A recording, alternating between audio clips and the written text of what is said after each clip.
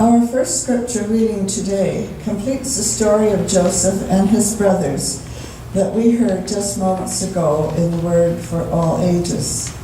It is important to know that there is no historical evidence that Joseph actually existed, but rather this is a literary creation to demonstrate both the power of God and the importance of faithfulness.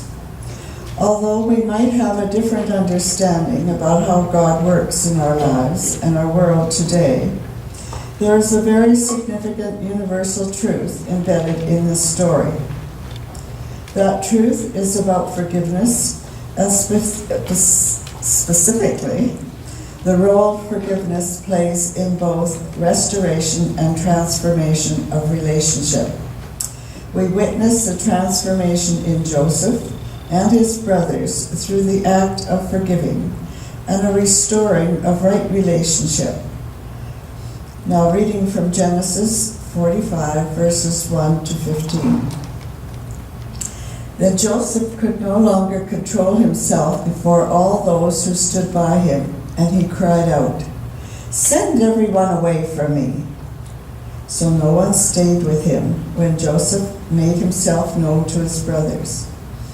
And he wept so loudly that the Egyptians heard it. Joseph said to his brothers, "I am Joseph. Is my father still alive?" But his brothers could not answer him, so dismayed were they at his presence. Then Joseph said to his brothers, "Come closer to me." And they came closer, and he said, "I am your brother Joseph, whom you sold into Egypt. And now do not be distressed or angry with yourselves because you sold me here. For God sent me before you to preserve life. For the famine has been in the land these 2 years, and there are 5 more years in which there will be neither plowing nor harvest.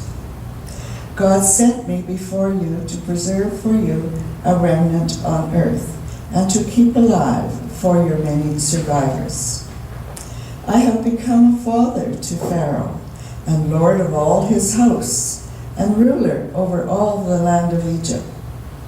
Hurry and go up to my father and say to him, 'Thus says your son Joseph, God has made me lord of all Egypt.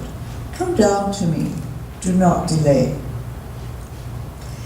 You shall settle in the land of Goshen, and you shall be near me, you and your children and your children's children, as well as your flocks, your herds, and all that you have. I will provide for you there, since there are 5 more years of famine to come, so that you and your household and all that you have will not come to poverty.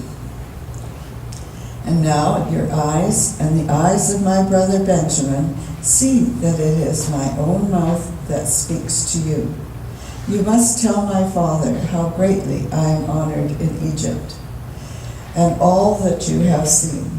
Hurry and bring my father down here." Then he fell upon his brother Benjamin's neck and wept, while Benjamin wept upon his neck. And he kissed all his brothers and wept upon them.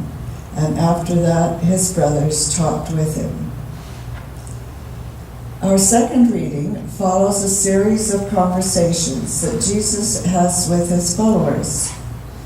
The conversations include humility, good behavior, and being hurt or offended by another.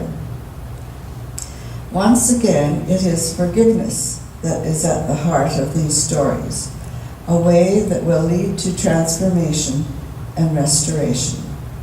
Now, reading from Matthew 18, 21 to 22. Then Peter came and said to Jesus, "Lord, if my brother or sister sins against me, how often should I forgive? As many as 7 times?" Jesus said to him, not 7 times, but I tell you, 77 times. Hear what the Spirit is saying to the church. Thanks be to God.